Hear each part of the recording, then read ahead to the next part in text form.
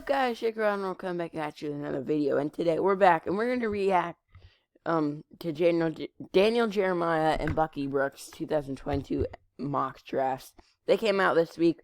I meant to do a video on them yesterday, but I couldn't because it was not working, and I did not give myself much time. So let's do today.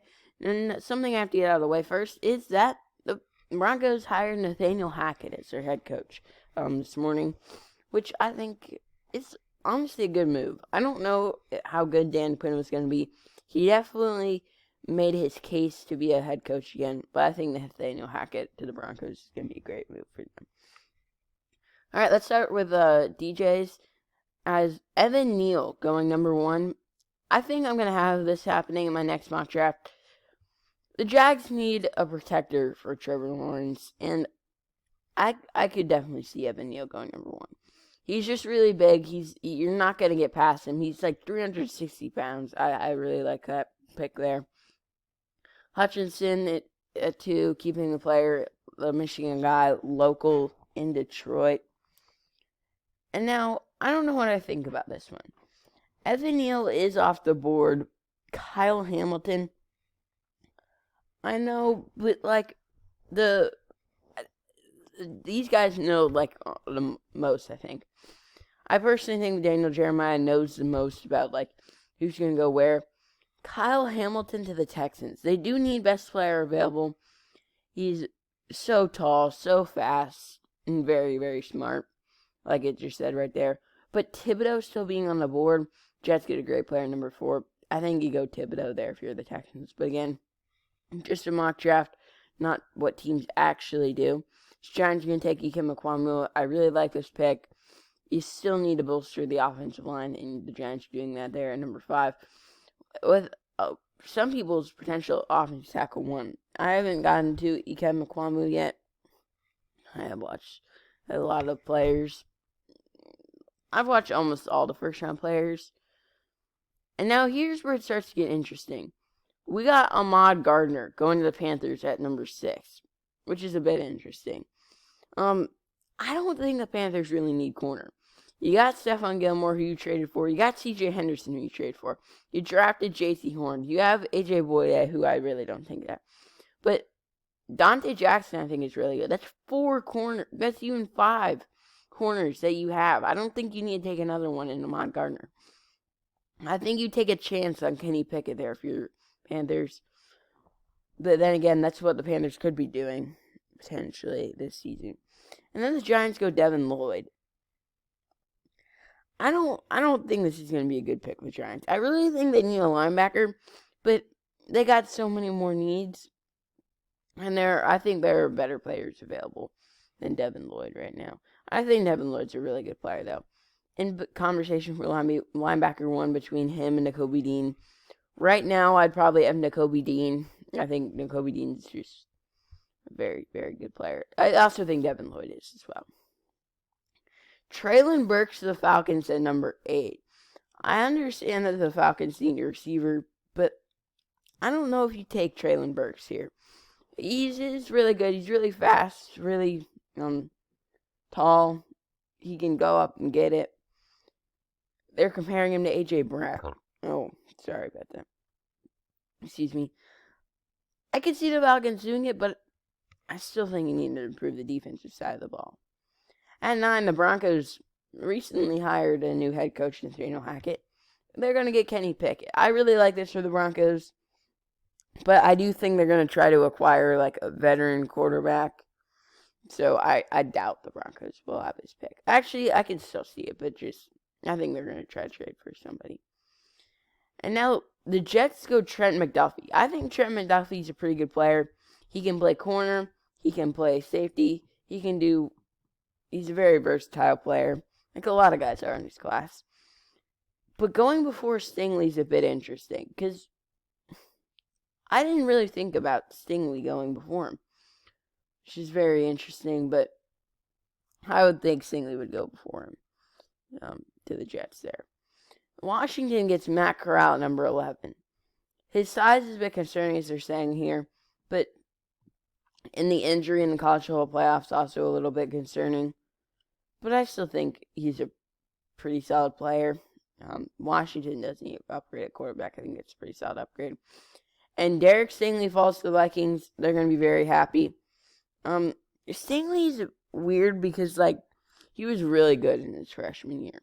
But in his sophomore and junior years, he's been a bit wishy-washy at times, which has been worrisome a little bit. I don't know. But yeah, the Vikings are going to get a really good player if he stays healthy. And now, this is what I don't like. I don't think the Browns are going to take an edge rusher. They really, really, really need a wide receiver. They had nobody do anything at the wide receiver position. No one near 1,000 yards. And Jarvis Landry's costing a lot of money. They need a wide receiver for Baker Mayfield. They don't even have one right now. Jarvis Landry's good. Trevor Penning going to the Ravens is interesting. I don't think the Ravens. I don't think do need an offensive tackle. Trevor Penning's a really small school guy, but he is very good. The Eagles get George Karlaftis. He doesn't have the highest upside in this class, but I think he's definitely a good day one player. He can play outside linebacker or defensive end. He's a very good player. And then the Eagles also get Drake London. I don't know what I think of this pick. They get a very tall receiver to go. Actually, I do like it. Devontae Smith is a little bit more of a slot guy, I guess you could say. Drake London's more of a jump ball guy. I really like that pick there, honestly, for the Eagles. Bernard Raymond goes to the Chargers. I don't think the Chargers really need tackle. I feel like something happened to Brian Bulaga, like he retired or something. But it's not coming to me right now. But you have Rashawn Slater on the other side, which is why I don't think the Chargers really need tackle. The Saints get Garrett Wilson. That's what the Browns should have taken at 13 if he's on the board. But I think Saints really like Ohio State guys. They get Garrett Wilson because they also really need a receiver. Potentially trading Michael Thomas this offseason. The Eagles get Kenyon Green. I don't think the Eagles are going to take a line. I mean, they've built up their line very good. They got Jason Kelsey, Landon Dickerson at left guard. And then you have Brandon Brooks at right guard. Jordan Mailata hasn't been too bad. Brandon Brooks. Their offensive line is complete. I don't really know why they're taking a lineman, which is a bit interesting, but they are, I guess. Steelers go Charles Cross. Protect who's ever back there. I feel like it would be a Steeler thing to not draft or trade for a quarterback and just battle it out between Haskins and Rudolph. So you definitely got to protect him. Charles Cross is a pretty solid pick there. Jordan Davis for the Patriots. That would be like cheating, but I don't know. I think the Patriots aren't going to go D-line. I think they need a receiver or a corner. Because they do have a lot of corners leaving this offseason. Chris Olave to the Raiders. I think that I could really see this, honestly. I don't know that Olave is going to run really fast. I think he's a very good player, but I think the Raiders do need a receiver. I don't know if they'll take one, no. Cardinals get David Ojabo as a steal this late. I watched David Ojabo a little bit. He is very good. Rushes you off the edge. Aiden Hutchinson and David Ojabo coming at you is very scary. He's a very good player. Kobe Dean to the Cowboys. This would just be not fair. Micah Parsons and Kobe Dean on the same defense. Cowboys defense would go from like third to first. It would be very crazy, but I don't think the Cowboys would take a linebacker here. I think you have to take someone in the secondary if you're the Cowboys. We got the Bills at 25 going Kyler Gordon. Another guy that plays alongside Trent McDuffie. Washington, I haven't watched Kyler Gordon yet, but the Bills definitely probably need another corner after the Chiefs just dotted them up. I'm not really that familiar with Quay Walker out of Georgia, but there are a lot of guys who could go first round. Quay Walker is one of them, I guess. But there are a lot of guys that could potentially go round 1 right now that we don't know about. Jahan Dotson to the Bucks. I really like this pick for the Bucks. They could lose Chris Godwin. They lost Antonio Brown to his shenanigans. Devontae Wyatt to Georgia. No, that's to the Packers, out of Georgia.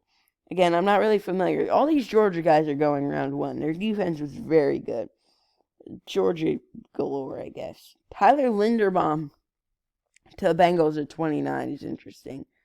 They definitely need a lineman for sure. And Tyler Linderbaum has the talent to go top 10. He's just a center, so he's not going to go top 10. But there are like videos where he wrestling, and he did it to Tristan Wirfs. And look where Tristan Wirfs is now. Daniel Falele out of Minnesota to the Dolphins. I know this man is huge. He's 6'9", and at one point he was 400 pounds. Crazy big, but he definitely is not technically sound. And Malik Willis goes to the Lions here via the Rams. I don't think it's going to happen. I think the Lions are going to go one more year with Jared Goff. But if this happens, the Lions are going to get a pretty good player. I don't know how good he'd be there. I think Malik Willis will be better in like an offense where there are already good players. But then the Lions don't really have much. I think the Lions take a receiver here if they know what they're doing. Oh, Jameson Williams to the Chiefs. This is just not even fair if Jameson Williams falls to the Chiefs. It's just not going to be fair. You're going to have 3 guys. Just 3 guys with that are just very fast. Oh my, I just don't even want to talk about this. I don't think I can react to Bucky Book's mock draft in this episode. I'll do another one maybe after this.